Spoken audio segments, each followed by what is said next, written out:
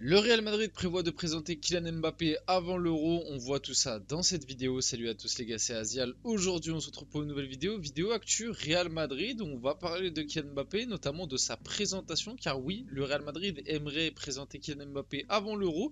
On connaît pas encore la date, mais on a une petite indication à peu près de quand ça pourrait être. On va aussi parler d'autres trucs autour de Kylian Mbappé, de son positionnement au Real Madrid, parce qu'il y a eu pas mal d'infos vis-à-vis.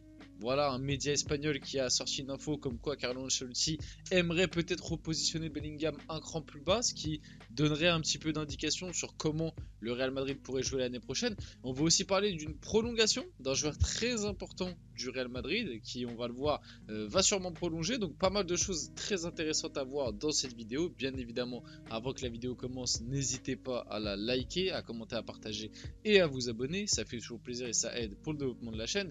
Et on peut y aller dès maintenant. Commençons par la fameuse date, par ce qu'aimerait faire le Real Madrid, en tout cas avant l'Euro 2024. Kylian Mbappé et le Real Madrid veulent officialiser la signature et la présentation du Français avant l'Euro 2024.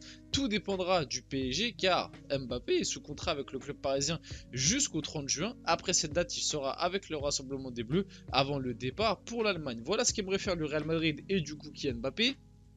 Et si vite fait je dois donner mon avis par rapport à ça, je pense que ça va être très compliqué d'au moins avoir la présentation. Je pense que la présentation de Kylian Mbappé se fera après l'Euro parce que là le timing est très short, surtout que le désavantage dans la situation actuelle, enfin c'est quand même c'est un désavantage, mais je pense que la plupart des fans du Real Madrid sont très heureux de ce désavantage là, c'est que le Real est encore en course en Ligue des Champions. Et on le sait, le Real ne fera sûrement pas de présentation ou de communication avant la finale de Ligue des Champions qui est le 1er juin si je ne me trompe pas.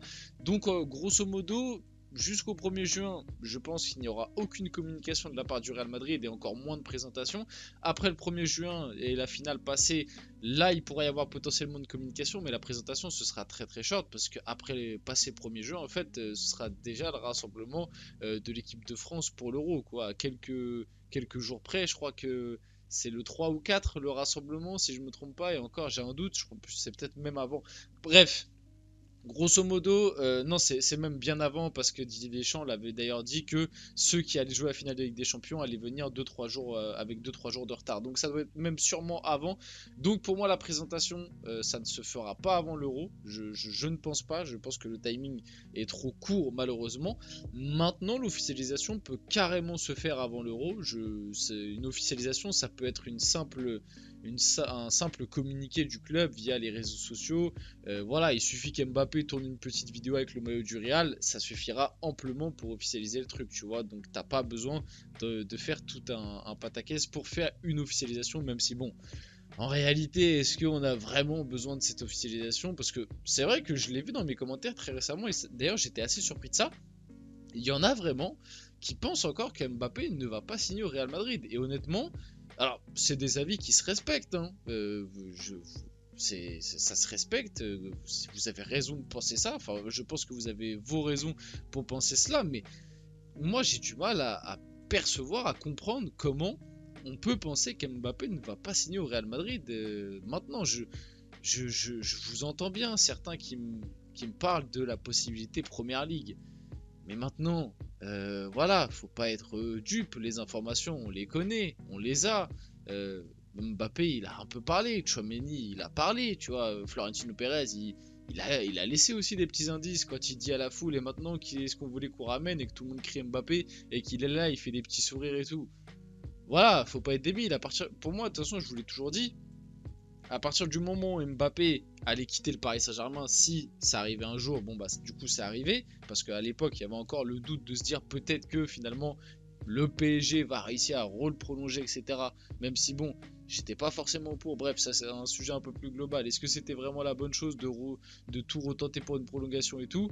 Ça c'est un truc un peu plus global, mais s'il y avait la possibilité qu'il prolonge au PSG, pour moi en gros c'était soit il reste au PSG, soit il ira au Real Madrid. Dans aucun monde, je me suis dit qu'un jour Mbappé, enfin en tout cas pas maintenant, pas à ce stade-là de sa carrière, peut-être en fin de carrière il se tentera un dernier challenge, on verra ça, on suivra ça, mais jamais je me suis dit que là, à l'heure actuelle, Mbappé, il pouvait potentiellement aller à Liverpool, Arsenal, Manchester United.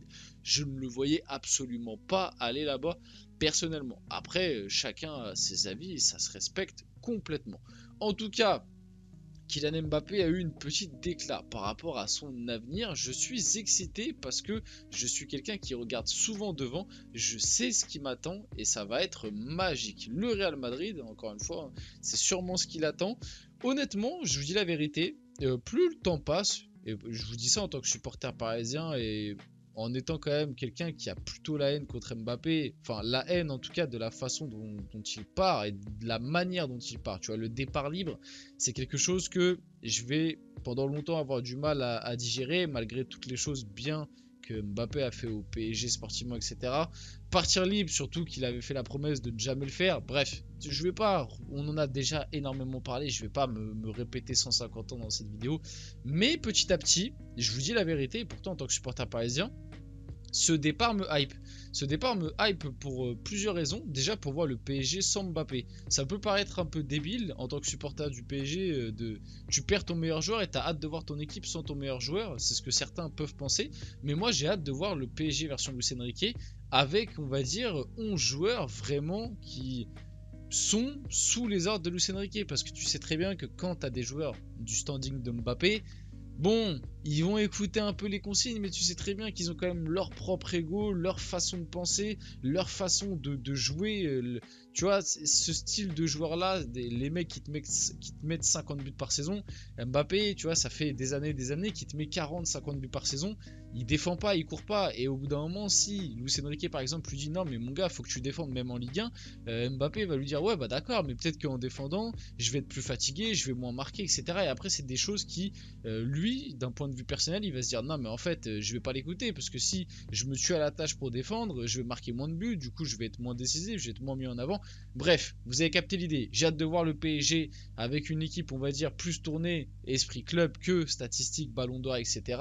J'ai hâte de voir le Real Madrid avec les nouveaux Galactiques, hein, parce que là, Vinicius, Bellingham, Mbappé, on peut même compter Rodrigo, Modric, Kroos qui sont en fin de carrière, les Tchouaméni, Camavinga, etc. qui vont monter petit à petit, Rudiger qui est exceptionnel, bref, Thibaut Courtois, j'ai hâte, Arda Güler, bref, Brahim Diaz, j'ai hâte de voir tout ça, comment ça va se dérouler. Donc finalement, ce transfert me hype dans tous les sens, donc j'ai hâte de voir ça et comment ça va se passer à l'avenir. Carlo Ancelotti veut repositionner Jude Bellingham plus bas au milieu de terrain pour la saison prochaine, ce qui est quand même une sacrée indication. Ça voudrait dire que le Real Madrid va repasser sur un 4-3-3 du coup, avec Bellingham qui repassera en numéro 8, dans le milieu à 3 je pense. Je pense que ce sera numéro 8 et pas numéro 6. Ça voudrait dire qu'au milieu de terrain, il y a quelqu'un qui va sauter. Soit Tchouaméni, soit Toni Kroos, soit Valverde. Et ça veut dire aussi que du coup, Rodrigo devrait garder sa place de titulaire dans les 3 de devant. Moi, je vous dis la vérité, je pense pas que ce soit la meilleure solution pour le Real Madrid avec l'arrivée de Mbappé de repasser sur un 4-3-3 avec 3 attaquants.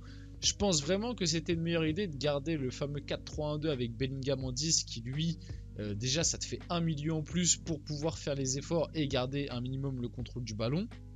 Et ça te fait entre guillemets que 2 attaquants devant qui entre guillemets eux vont être... qui vont ne pas faire les tâches défensives, tu vois, ça te fait un bloc un peu plus compact. Là où, certes, je le sais, Rodrigo il défend, Vinicius il défend un minimum, mais en termes d'équilibre, je pense quand même que tu peux perdre un truc. Maintenant aussi, la question comme je l'ai dit, qui tu vas enlever au milieu de terrain, parce que Valverde, Tchouaméni, Kroos, cette saison, ça reste quand même du très solide dans le milieu du Real Madrid, soyons honnêtes. Et puis après, derrière, tu as encore Camavinga qui du coup va avoir encore moins de temps de jeu. Tu as Luka Modric qui, normalement, d'après les toutes dernières infos, devrait prolonger finalement alors qu'il était annoncé sur le départ, qui va avoir encore moins de temps de jeu. Au bout d'un moment, tu vois, tu vas les faire jouer où, quand, comment tu vas te démerder. Bref, c'est plein de questions qu'il va falloir se poser du côté du Real Madrid. Mais en tout cas, on le voit quand même que l'arrivée de Mbappé va chambouler pas mal de choses au Real, soyons honnêtes. Le Real Madrid va offrir une offre de prolongation à Toni Kroos. La décision lui revient maintenant et normalement Toni Kroos est très proche de prolonger son contrat d'une année supplémentaire avec le Real Madrid, ce qui est une très bonne chose pour le club et pour lui-même, je pense, parce que il avait fait quelques déclats, il y avait eu quelques rumeurs il y a quelques temps durant la saison, comme quoi il pensait peut-être arriver sur la fin et déjà réfléchir à prendre sa retraite. Et au final, il nous a encore prouvé cette année qu'il était encore au niveau, qu'il avait encore 2-3, je pense minimum 2 années devant lui pour au moins être dans la rotation du Real Madrid, mais facile. Il a encore énormément de choses à donner à cette équipe. Là où un Luka Modric, tu pouvais plus te poser la question. On le voit cette saison, il a eu vraiment un temps de jeu énormément réduit. Malgré tout, comme j'ai dit, il devrait prolonger. Mais en tout cas, ça va être intéressant de suivre tout ça du côté de Madrid. On va finir la vidéo là-dessus. J'espère que cette vidéo vous a plu. Si c'est le cas, n'hésitez pas à la liker, à commenter, à partager et à vous abonner, les gars. C'était Asia et on se retrouve très rapidement pour une prochaine vidéo.